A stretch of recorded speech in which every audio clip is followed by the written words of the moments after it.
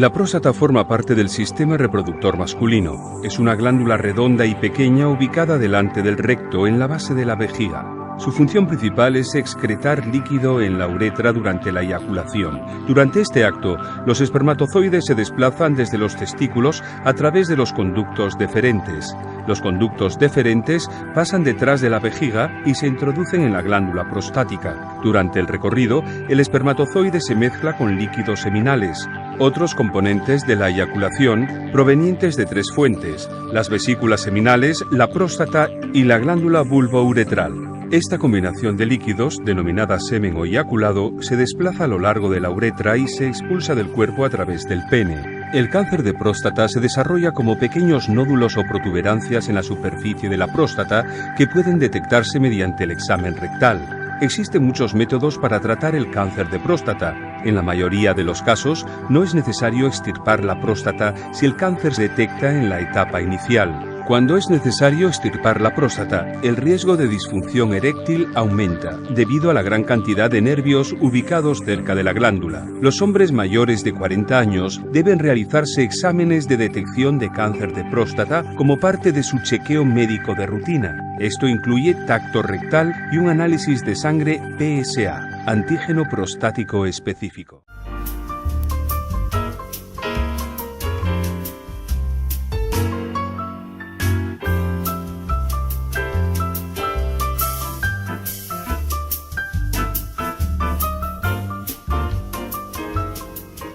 Muy buenas, estamos en tu programa Tu Salud al Día en www.tvuniverso.net.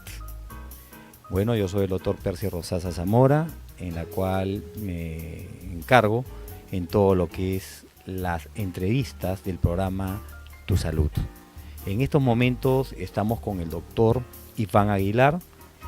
Iván es urólogo oncólogo, en la cual ha hecho la especialidad en el Instituto de Enfermedades Neoplásicas. Actualmente trabaja el doctor Aguilar en Oncosalud y obviamente el tema fundamental actual para él es cáncer de próstata, en la cual es un problema nacional y mundial.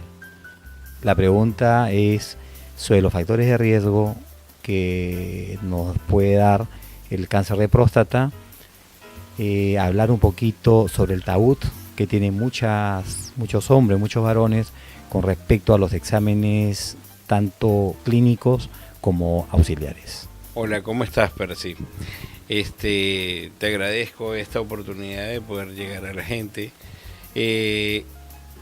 Como tú bien me preguntaste, ¿quieres saber los factores de riesgo del cáncer de próstata? Realmente el cáncer de próstata es una enfermedad ahorita que es una de las primeras neoplasias que afecta al hombre. Y entre los factores de riesgo más importantes, aunque no lo creas, está el factor genético. El factor genético, que es el haber tenido un familiar de primera línea, es decir, el padre, el hermano, hasta el abuelo, ¿ok?, que haya tenido cáncer. Eso ya implica un factor de riesgo para las personas. Estas personas deben empezar con sus chequeos diagnósticos por lo menos a partir de los 40 años. Ahora, acordémonos que el chequeo diagnóstico es un chequeo que se compone por un tacto rectal, por un antígeno prostático, que es nuestra arma de lucha que tenemos ahora, ¿ok?, y hasta ecografía. También tenemos algunas otras armas como son la resonancia, ¿okay?, como el PSA3 y algunos otros marcadores moleculares, pero que todavía son muy onerosos para la población en general. Por eso que nos basamos en la ecografía y el PSA. Otro factor de riesgo, aunque no lo creamos, es el tabaco. El tabaco, así como está también ya un factor de riesgo establecido para el cáncer de pulmón, ¿ok?, se ha visto que también es un factor de riesgo importante para el cáncer de próstata. Las infecciones prostáticas a repetición, esas prostatitis que no son bien tratadas, que son continuas, estas nos predisponen a que haya una variación a nivel celular y nos pueda llevar a que esta variación celular nos pueda ocasionar la aparición de un cáncer. Puede ser, esa es una de las más grandes disyuntivas que está ahora. ¿Ok? Como te decía, los pacientes obesos. Los pacientes obesos también tienen la predisposición de poder tener cáncer de próstata. Los pacientes de raza negra, ¿okay? Que también tienen un cáncer de próstata a veces más agresivo que aquellos de raza blanca. Los que tienen menos posibilidad de diagnóstico de cáncer de próstata son justamente los pacientes asiáticos, ¿ok? La comida, el que comamos muchas grasas insaturadas, toda nuestra dieta desordenada justamente por el trabajo, por la cuestión de simple y llanamente el acceso a ciertas comidas que no son balanceadas, también nos puede llevar a que podamos tener cáncer de próstata. Estos serían los mayores factores de riesgo. Iván, ya hemos hablado sobre los factores de riesgo, definitivamente mucho que ver, obviamente que la gente sepa, es la parte genética, que ya lo mencionaste, y obviamente es el alimento. Hoy en día estamos pues con un alimento no balanceado, la gente come pues comida chatarra, y obviamente todas esas grasas insaturadas van a ser factores no absolutos, pero factores relativos para nosotros estar pensando en que pueda llegar el paciente a un cáncer de próstata. Yo siempre mencionar sobre el tabú, ¿no? El tabú, y mucha gente dice, el tacto rectal es fundamental para detectar un cáncer de próstata, o en su defecto el PSA se puede hacer sin hacer un tacto rectal. Eso es una pregunta en la cual muchos oyentes se lo hacen día a día. Muchos tienen ese problema, ¿no?, de el temor de este examen clínico, que obviamente nosotros en el instituto lo hacíamos de forma rutinaria. Muy interesante tu pregunta, Percy. Cuando nosotros vemos a la persona, al hombre en este caso, y tenemos que hacerle el tacto rectal, sí. Muchas veces hay personas que nos dicen, no me toques, no quiero que me hagan el tacto rectal, ¿para qué? Si solamente me han hecho el PSA o me han hecho mi ecografía. Vamos a decir que cuando surgió el PSA surgió para poder desplazar al tacto rectal. Al igual que también la ecografía surgió para poder desplazar al tacto rectal, pero nos hemos dado cuenta de que no es así. Un buen tacto rectal hecho por una persona con experiencia no tiene problema.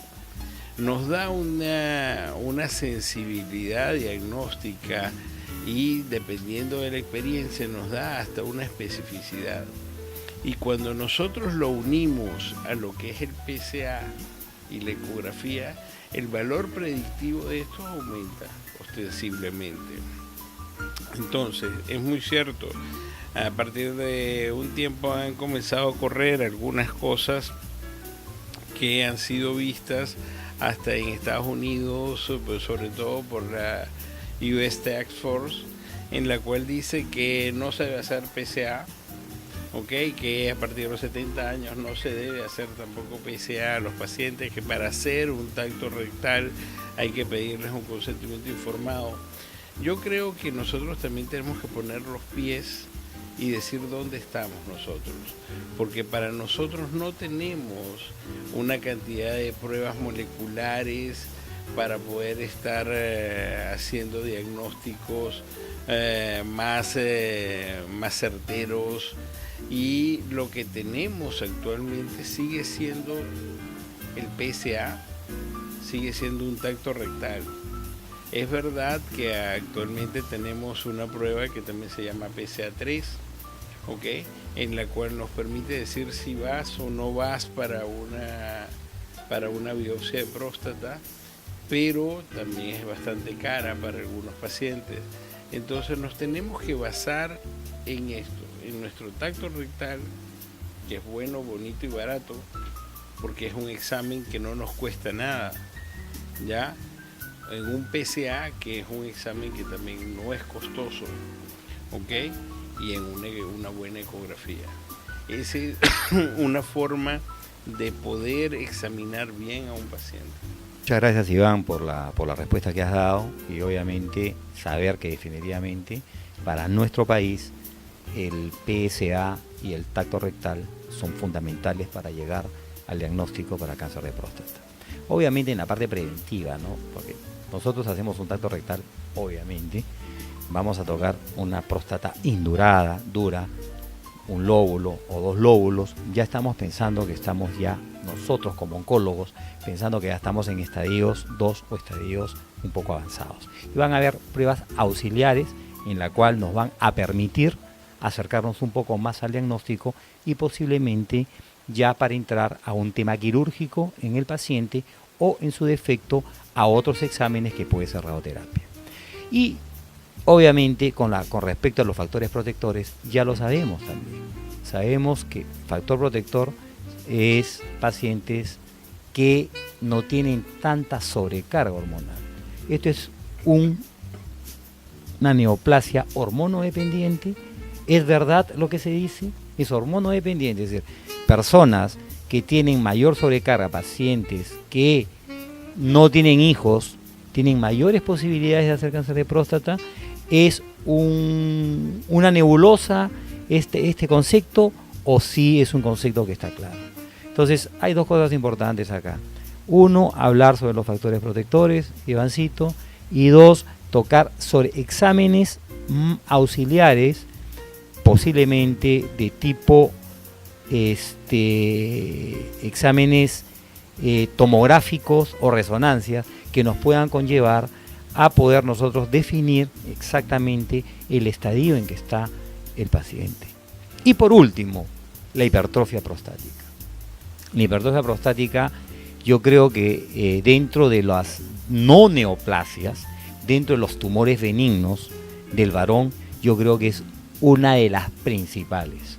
Y mucha gente confunde una hipertrofia prostática, o los urólogos no oncólogos confunden mucho la hipertrofia prostática con un cáncer de próstata.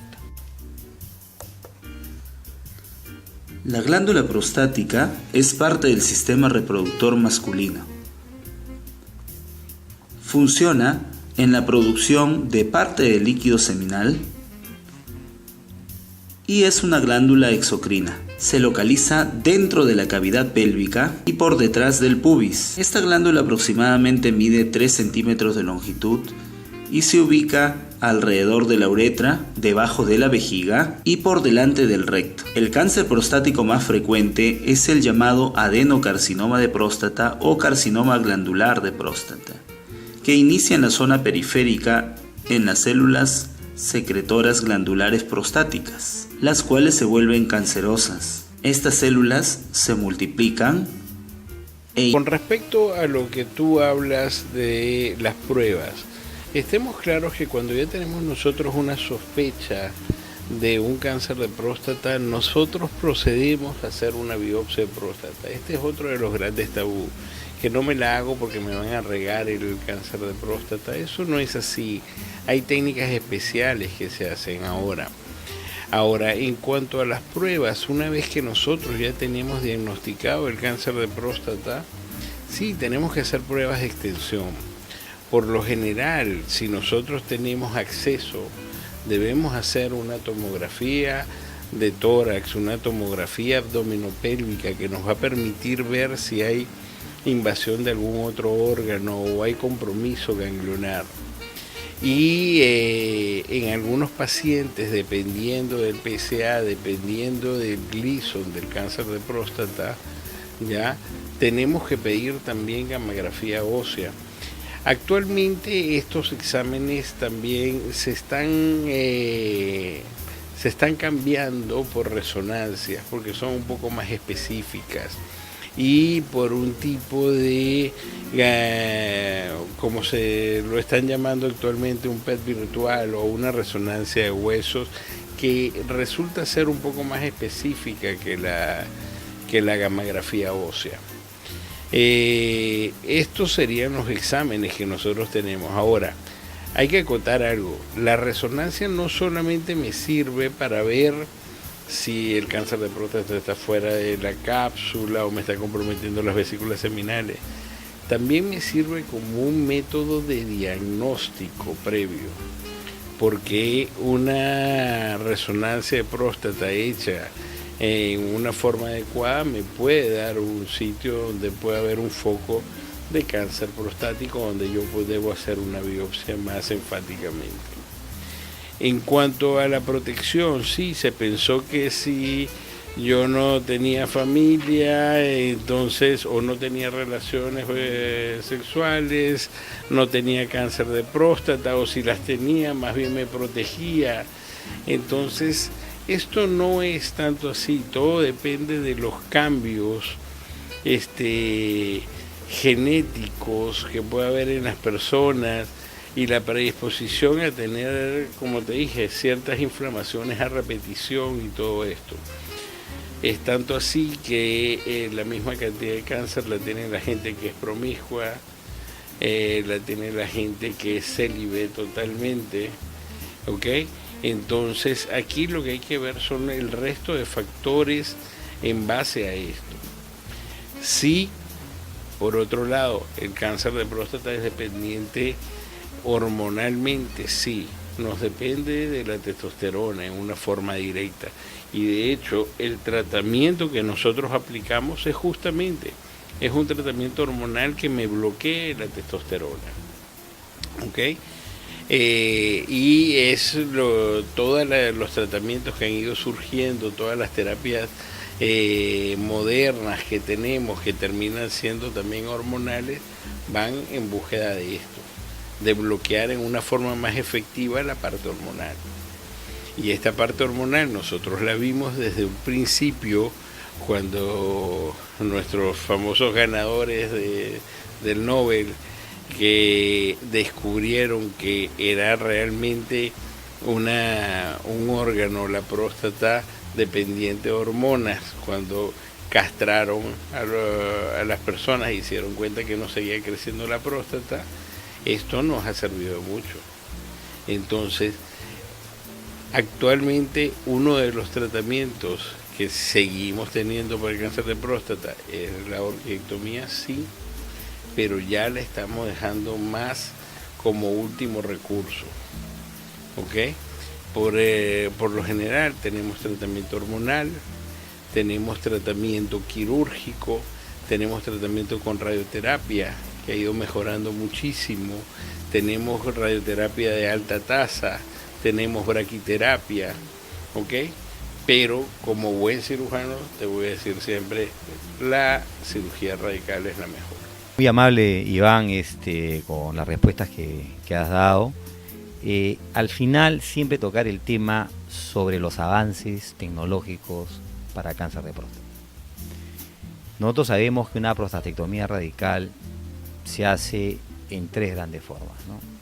Una abierta, la otra por vía laparoscópica y la otra con cirugía robótica o la Vinci. Las dos primeras posiblemente son efectivas, son buenas, pero hay nervios aferentes que pudiésemos estar nosotros dañando y produciendo en el paciente de un tiempo determinado lo que se llama una disfunción eréctil. Entonces, hoy en día realmente el hombre definitivamente cuida esa parte importante. Esa parte importante es la disfunción. Yo sé que hoy en día también hay medicinas, medicamentos que ayudan a la disfunción eréctil, pero siempre la cirugía juega un rol importante, es decir, más rápida, menos tiempo de hospitalización, menos sangrado, correcto, y que el paciente obviamente se sienta otra vez en su vida sexual sin mayor problema. Con respecto a esto, nosotros sí tenemos aquí en el Perú, estamos practicando mucho, siempre hemos practicado la cirugía abierta, la prostatectomía radical abierta, como tratamiento definitivo. Acordémonos que también hay otros tipos de cirugía, pero ya son resecciones transuretrales. Pero en cuanto a la prostatectomía, sí, también hemos ido avanzando, estamos haciendo mucha laparoscopía, cada vez mejor, con más avances.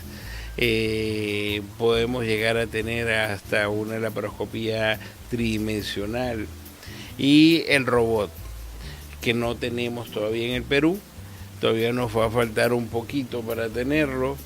Pero yo creo que más que la cirugía depende del cirujano, la habilidad del cirujano y lo que hemos tenido de avances en el conocimiento de la parte nerviosa, y vascular de la misma próstata. Hemos ido mejorando las técnicas, los tiempos antes que eran de 8 horas en una prostatectomía abierta, ahorita lo hacemos en 1 hora, hora y media. Y los pacientes van muy bien. Hay algunos que pueden tener una disfunción eréctil al principio, pero después mejoran. Hay otros que por inherentes, porque esté todo con una reacción fibrótica, todo pueden quedar con esto. Pero es lo que tenemos hasta ahora. Es una de los mejores tratamientos conjuntamente con la radioterapia. Pero que han ido mejorando y van a mejorar en el tiempo. Cuando llegue el robot, bueno, podremos hablar de otras cosas, pero el robot simplemente lo que nos va a dar es menor dolor, pero con una prostatectomía abierta al día siguiente el paciente está acá. Gracias, Ivancito, por la entrevista que nos has brindado. Gracias a Salud al Día, a www.tvuniverso.net. Gracias por tratar de despejar la cantidad de dudas que muchas personas lo tienen.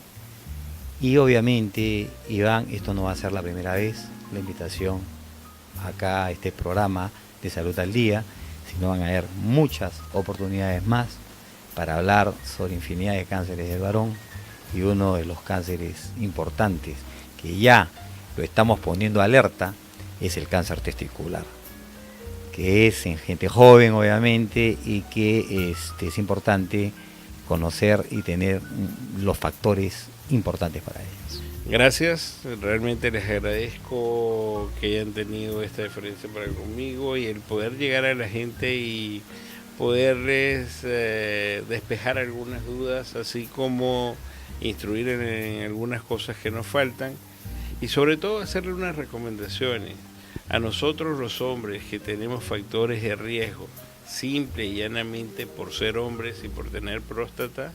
Debemos cuidarnos, debemos hacernos nuestros chequeos. Si tenemos factores de riesgo en la familia, tenemos que ir a partir de los 40 años. Tenemos que dejar nuestro tabú. Tenemos que hacer nuestros tratamientos. Tenemos también que cuidarnos.